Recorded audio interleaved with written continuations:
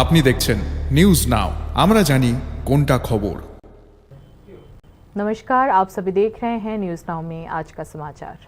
केंद्रीय मंत्रिमंडल ने देश में छठी सेमीकंडक्टर यूनिट की स्थापना को मंजूरी दे दी है। यह सेमीकंडक्टर यूनिट उत्तर प्रदेश में जेवर एयरपोर्ट के पास बनाई जाएगी।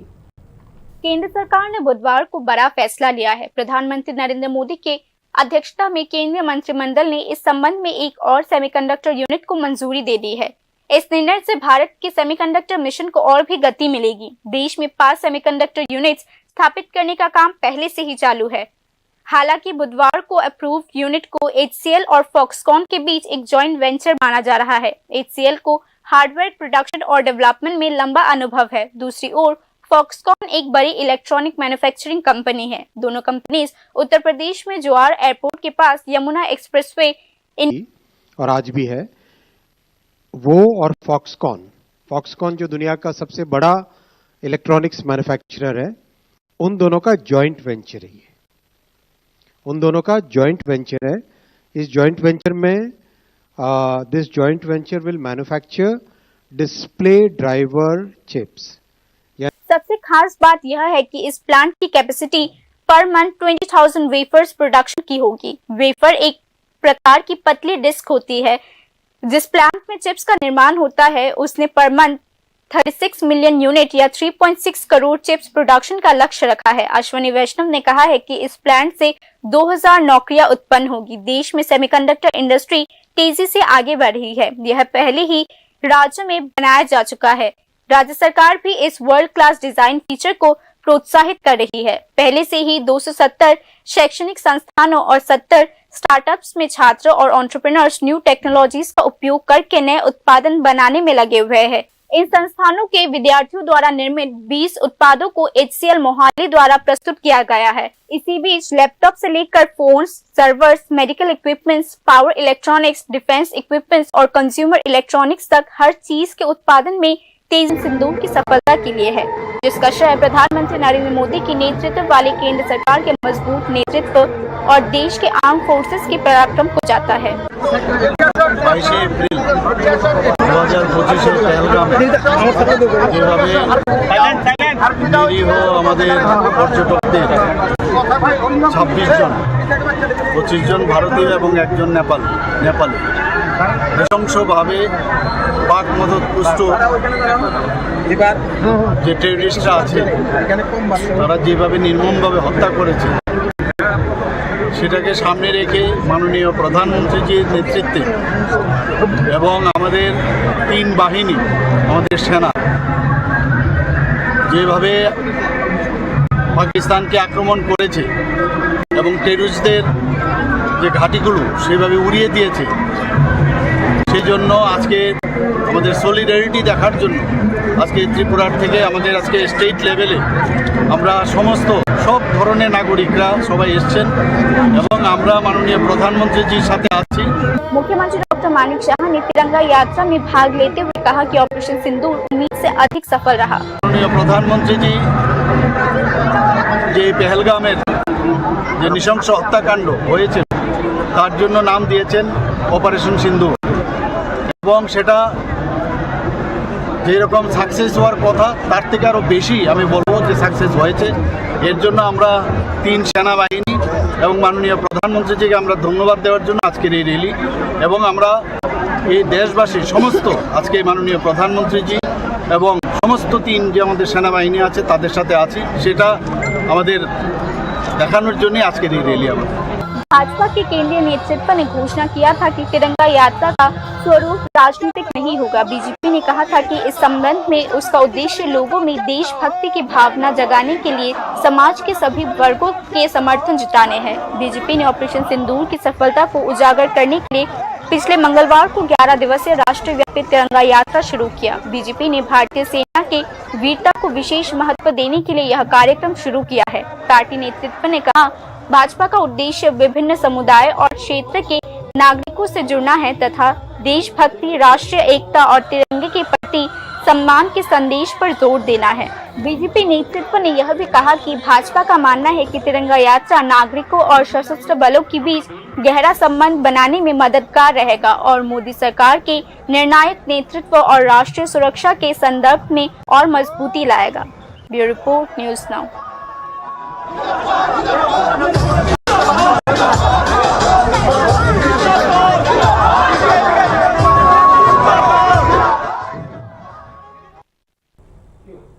दक्षिण चौड़ीलाम के 6 नंबर कॉलोनी में मंगलवार देर रात एक उड़ते हुए खिलौने वाले हेलीकॉप्टर ने गांव में दहशत फैला दी। विश्रामगंज थाना क्षेत्र की इस घटना में देखा गया कि लाल और नीली बत्तियां जलाते हुए एक ड्रोन नुमा खिलौना काफी ऊंचाई पर एक पेड़ के ऊपर मंडराने लगा। गांव वालों की नजर जब इस पर पड़ी तो हैरानी और भय का माहौल बन गया। कुछ देर बाद वही खिलौने वाला हेलीकॉप्टर बांस के झुरमुटों के ऊपर से उड़ता हुआ धीरे धीरे जमीन पर उतर आया। इस दृश्य से घबराए लोग एक एक कर घरों से बाहर निकलने लगे, लेकिन डर के कारण कोई भी उसके पास तक नहीं गया।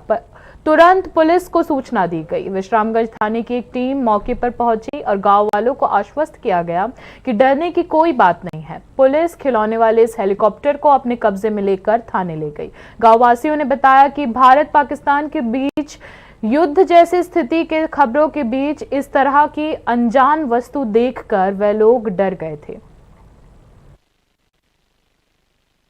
আজকে সন্ধ্যার সময় এটা মানে এটা দেখতাছি এটা গাছের মধ্যে এটা ঘুরতেছে, মানে ঘুরতে ঘুরতে ঘুরতে ঘুরতে এটা বাঁশ গাছের তলে এটা ঘুরতেছে। এটা ঘুরতে ঘুরতে এটা এমন মাটির মধ্যে পড়তেছে। এটা কি জিনিস এটা আমরা কইতাম পারি না, কারণ এটা তো তো যুদ্ধ চলছে। অনেক কি এটা আমরা এটা কইতে পারি না, আমরা সবাই ডরাইতেছে। এটার মধ্যে লাল নীল একটা বাতি জ্বলতেছে, এরকম এটা কোনো খেলনা জিনিসও না। এরকম জিনিস আমরা কোনোদিন দেখছি না। হেলিকপ্টারের মতো আমরা ভয় লাগতেছে। ঘুরতেছে এটা গাছের উপরে, তো এটা ঘুরতেছে আম গাছটার উপরে। এটা দক্ষিণ চৌড়িলাম 6 নম্বর কলোনি। पूर्वोत्तर भारत की सबसे बड़ी मिल्क डेयरी का उद्घाटन बामुटिया में होने जा रहा है। बामुटिया के कालीबाजार क्षेत्र में स्थित गोमती डेयरी के 40,000 लीटर उत्पादन क्षमता वाली यूनिट 2 का औपचारिक उद्घाटन आगामी 17 मई को किया जाएगा। इस संबंध में जानकारी बुधवार को आयोजित एक प्रेस कॉन्फ्रेंस के दौरान गोमती डेयरी प्रबंधन द्वारा दी गई। गोमती डेयरी के अनुसार 17 मई को इस डेयरी यूनिट का उद्घाटन केंद्रीय मंत्री राजीव रंजन सिंह उर्फ लल्लन सिंह तथा त्रिपुरा के माननीय मुख्यमंत्री डॉक्टर मानिक शाह द्वारा संयुक्त रूप से किया जाएगा। সকাল 11টায় গোমতী প্ল্যান 2 আমাদের বামুটিয়ার এই প্ল্যান্ট ইউনিট উদ্বোধন হতে যাচ্ছে। এই উদ্বোধন অনুষ্ঠানে আমাদের মধ্যে উপস্থিত থাকবেন কেন্দ্রীয় মন্ত্রী রাজীব রঞ্জন সিং উর্ফ লালন সিং, আমাদের রাজ্যের মাননীয় জনপ্রিয় মুখ্যমন্ত্রী প্রফেসর ডক্টর মানিক শাহ মহোদয়। ইন্দ্রনগর যে ডায়েরিটা সেটা 5000 লিটার দুধের ডায়েরি। আমাদের বামুটিয়া ইউনিট 2 যে উদ্বোধন হবে সেটা 40,000 লিটার দুধের ডায়েরি। এটা ত্রিপুরা নয়, শুধু নর্থ ইস্টের মধ্যে বড় ডায়েরি। खुमलुंग में सोमवार रात हुई फायरिंग की घटना में 2 लोग घायल हुए हैं। घायलों का नाम है बिधु देब्बर्मा और हरि कुमार देब्बर्मा। ये घटना राधापुर थाना अंतर्गत जयकृष्ण इलाके में हुई है। इस घटना से पूरे क्षेत्र में भारी सनसनी फैल गई।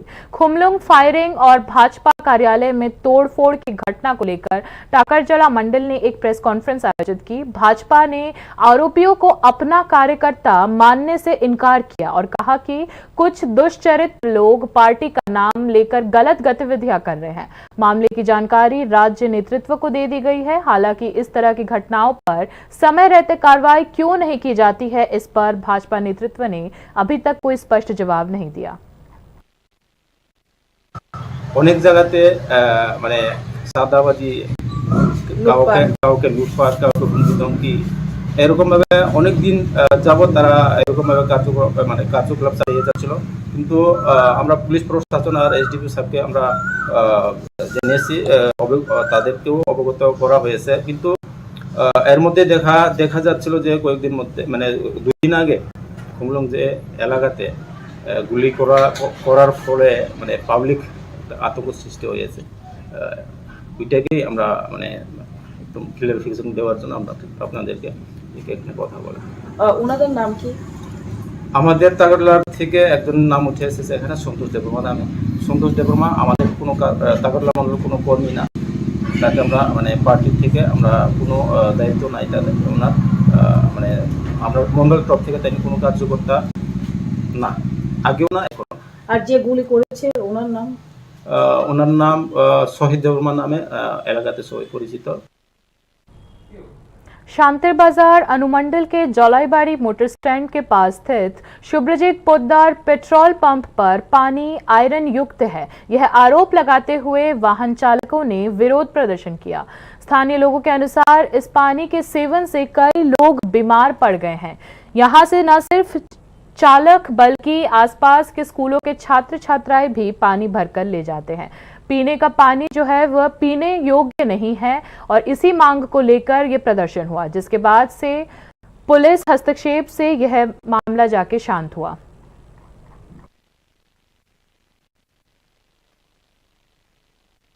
আমরা চাইতেছি এই যে পানীয় জল, এটা তো আমরা সবাই খাই, এটা ছাড়া তো আমরা বাঁচতাম না। তবে এটা যাতে পরিষ্কার এবং বিশুদ্ধ পানীয় জল হয়। মানে সবচেয়ে ব্যবহার হলো যে আমরা তো একটা জায়গায় একটু বয়স হয়েছে, কিন্তু বাচ্চারা, ছোটো ছোটো বাচ্চারা, এটা স্কুলের পাশেই নাকি? হ্যাঁ, এই তো দুইটা তো এখানে স্কুল আছে, ছাত্রছাত্রীরা এখান থেকে জল নেয়। হ্যাঁ, হেরাও এই ঠান্ডা জল এখন তো গরমে তাপ বেশি। মালিকের নাম শুভ্রজিৎ। এখন তো গরম বেশি, এখন যার কারণে ওই বাচ্চারা লেজের এসে এখান থেকে জল নেয় বা স্কুল যাওয়ার পথে ওই ঠান্ডা জলটা লয়ে যায়।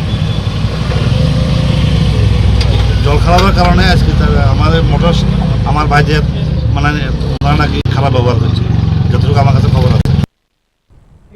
बाकी खबरें ब्रेक के बाद। আপনি দেখছেন নিউজ নাও, আমরা জানি কোনটা খবর। প্রথম আলো এলো শুদ্ধ সকাল, শুদ্ধ সলিলে আজ বাজালো ত্রিতাল, মন্দিরে শুদ্ধ পূজার ধ্বনি, অগ্নি শুদ্ধ হলো সঞ্জীবী, পরিণীতা নারী তুমি অনুপমা, শুদ্ধ সোনায় সাজো হে নিরুপমা। শুদ্ধতার স্বর্ণ মন্দির, কালিকা জুয়েলার্স, আগরতলা। একটু চেষ্টাতেই দুল লেগে যায় নববধূর কানে, একটু চেষ্টাতেই মানিয়ে নেওয়া যায় বিবাহিত জীবনে।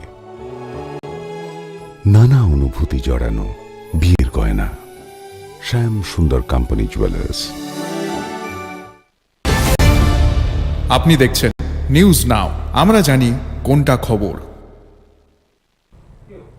आगे की खबरें कुछ इस प्रकार है।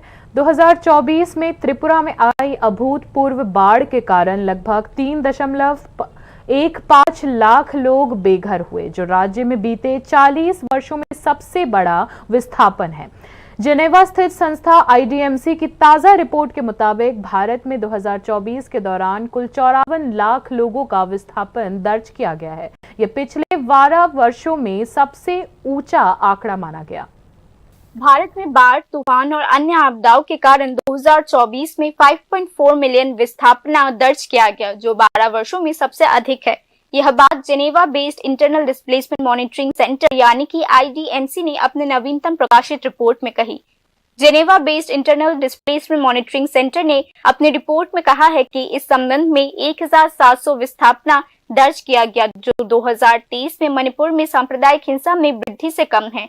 IDMC की रिपोर्ट के अनुसार भारत में 2/3 आंतरिक विस्थापना बाढ़ के कारण होती है। IDMC ने कहा है कि क्लाइमेट चेंज, डिफॉरेस्टेशन, डैम्स के इरोजन और एम्बांकमेंट्स के रखरखाव में कमी विस्थापना के मुख्य कारणों में से है। IDMC की रिपोर्ट के अनुसार 2024 में असम में 2.5 मिलियन आंतरिक विस्थापना देखा गया, जो एक दशक से अधिक समय में सबसे भीषण बाढ़ से प्रभावित था।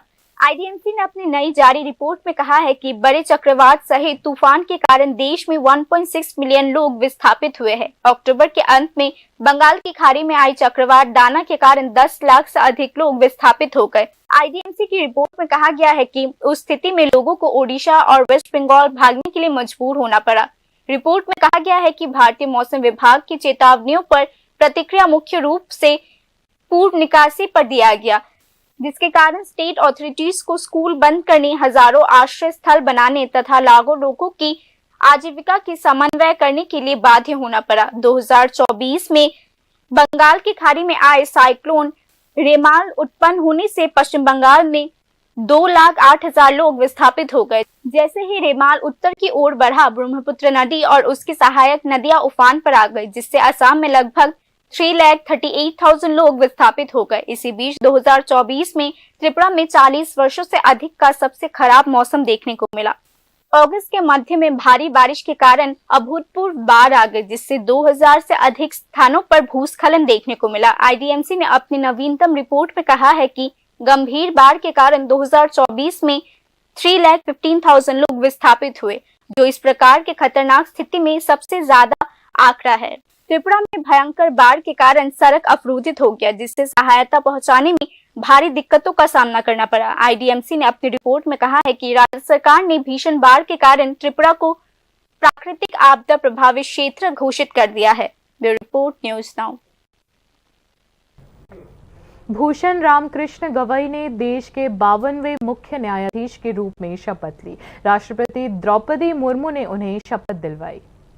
भूषण रामकृष्ण गवई ने देश के 52nd चीफ जस्टिस के रूप में शपथ ली। राष्ट्रपति द्रौपदी मुर्मू ने बुधवार को सुबह 11 बजे उन्हें शपथ दिलाई। मैं भूषण रामकृष्ण गवई, जो भारत के उच्चतम न्यायालय का मुख्य न्यायमूर्ति नियुक्त हुआ हूँ, जो भारत के उच्चतम न्यायालय का मुख्य न्यायमूर्ति नियुक्त हुआ हूँ, सत्यनिष्ठा से प्रतिज्ञा करता हूँ सत्यनिष्ठा से प्रतिज्ञा करता हूँ कि मैं विधि द्वारा स्थापित भारत के संविधान के प्रति विधि द्वारा स्थापित भारत के संविधान के प्रति सच्ची श्रद्धा और निष्ठा रखूंगा। मैं भारत की प्रभुता और अखंडता अक्षुण्ण रखूंगा। मैं भारत की प्रभुता और अखंडता अक्षुण्ण रखूंगा तथा मैं सम्यक प्रकार से और श्रद्धापूर्वक तथा अपनी पूरी योग्यता, ज्ञान और विवेक से तथा मैं सम्यक प्रकार से और श्रद्धापूर्वक तथा अपनी पूरी योग्यता, ज्ञान और विवेक से अपने पद के कर्तव्यों का भय या पक्षपात, अनुराग या देश के बिना पालन करूंगा। तथा मैं संविधान और विधियों की मर्यादा बनाए रखूंगा।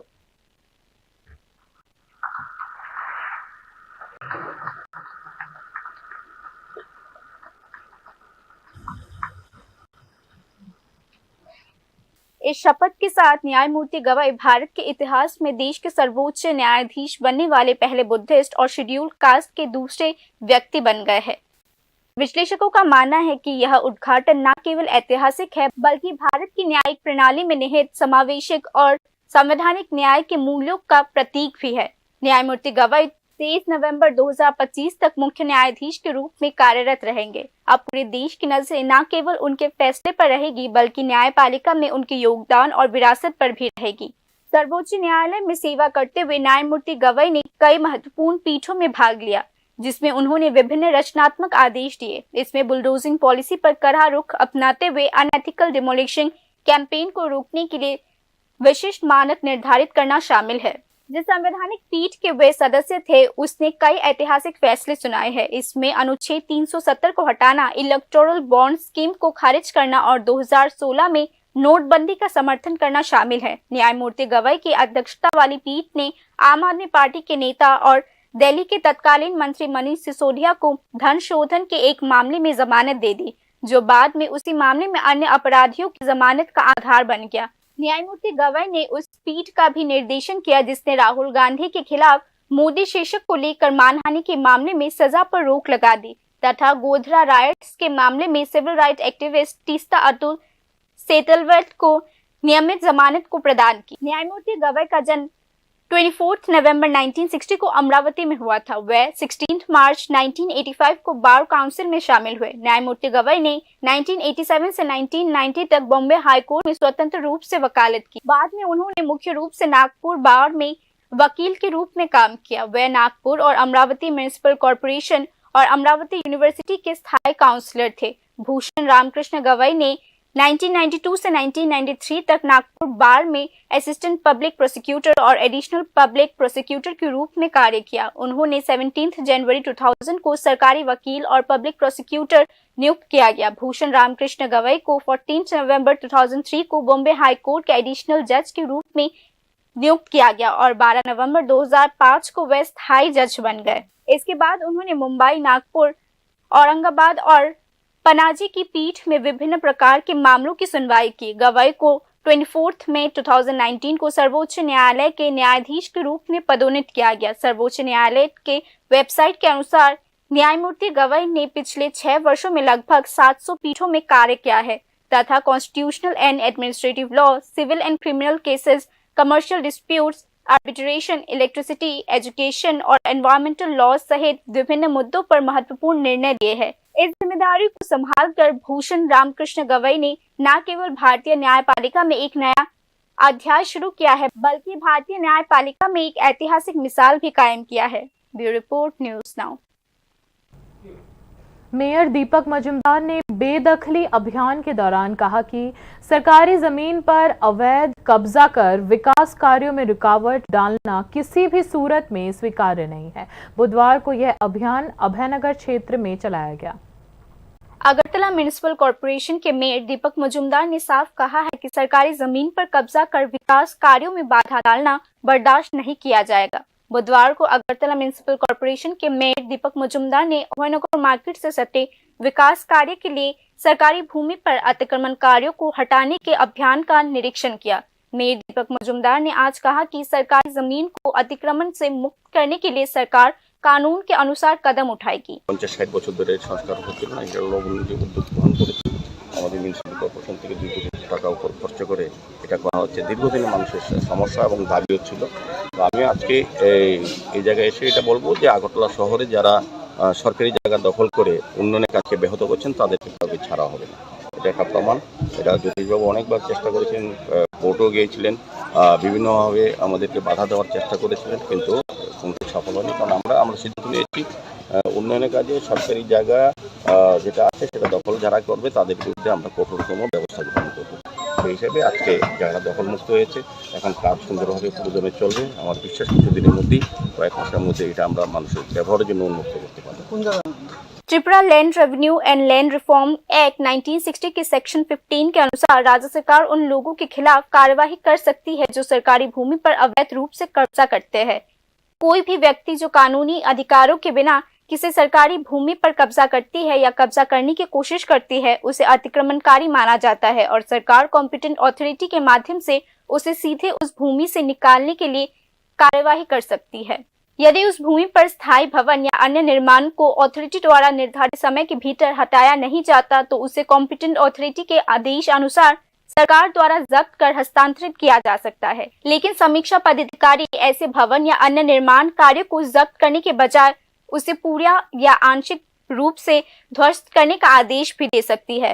अवैध कब्जाधारियों के खिलाफ सख्त कार्रवाई करने के लिए 1983 में Tripura public premises eviction of unauthorised occupants act बनाया गया था। यह कानून सरकारी भूमि पर अवैध कब्जा करने वालों को बेदखल करने के लिए महत्वपूर्ण माना जाता है। Tripura eviction of unauthorised occupant of public premises act 1983 जिला मजिस्ट्रेट को सरकारी भूमि वापस लेने की शक्ति प्रदान करता है। राज्य सरकार द्वारा दी गई नवीनतम जानकारी के अनुसार अगरतला शहर में कुल 31.47 एकड़ सरकारी भूमि पर अवैध अतिक्रमणकारियों ने कब्जा कर रखा है।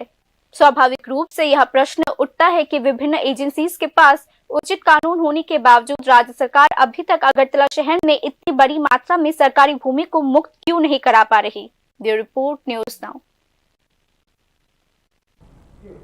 सीबीएसई द्वारा आयोजित 2025 की माध्यमिक परीक्षा में अगरतला के अनुराग चौधरी ने 99% मार्क्स हासिल किए हैं। अनुराग मलयनगर दत्तपल्ली मॉडर्न हाई इंग्लिश स्कूल का छात्र है। कुल 500 अंकों की परीक्षा में उसने 495 अंक हासिल किए। अनुराग चौधरी ने अगले साल बोर्ड परीक्षा देने वाले छात्रों को सलाह दी है कि अगर वे सिर्फ पाठ्य पुस्तकों पर ध्यान दें तो सफलता जरूर मिलेगी। वे आगे चलकर मेडिकल साइंस की पढ़ाई करना चाहते हैं।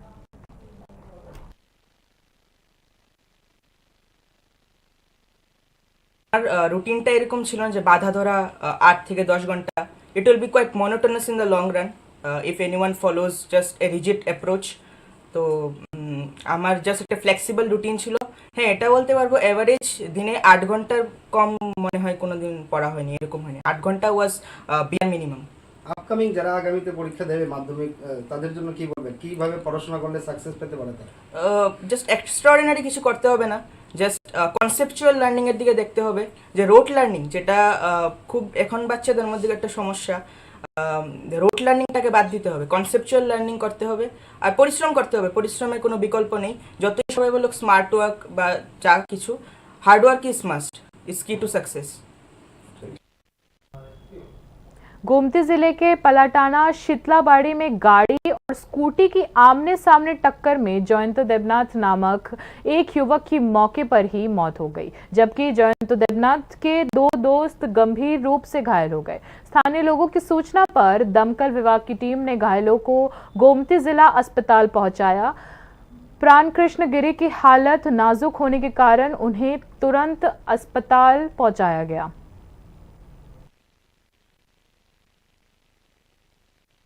বারোটা 27-28 এরকম বাজবো। আমরা কাকুগঞ্জ ব্যাটসের যেটা বলেছে অ্যাক্সিডেন্ট করেছে, ওইটা হচ্ছে পালাটানা শীতলাবাড়ি। তখন আমরা যতের দিকে নাই, এদিকে একটা স্কুটি অ্যাক্সিডেন্ট হয়েছে, 3জন কেজিলুটি আছে। আমাদের 3জন কেজিলুটিকে নিয়ে গুরুতর অবস্থায় বুঝে ট্যাফিনা হসপিটালে নিয়ে এসেছি। কি অবস্থায় আছে এখন বর্তমান? 3জনের মধ্যে কি? 3জনের মধ্যে ডাক্তার যেটা বললো, একজন নাকি মারা গেছে আর 2জন একদম গুরুতর অবস্থা, তাদের মনে হয় জিবি হাসপাতালে গেছে। আপনাকে बाकी न्यूज अपडेट्स के लिए देखते रहिए न्यूज नाउ। शुभ रात्रि।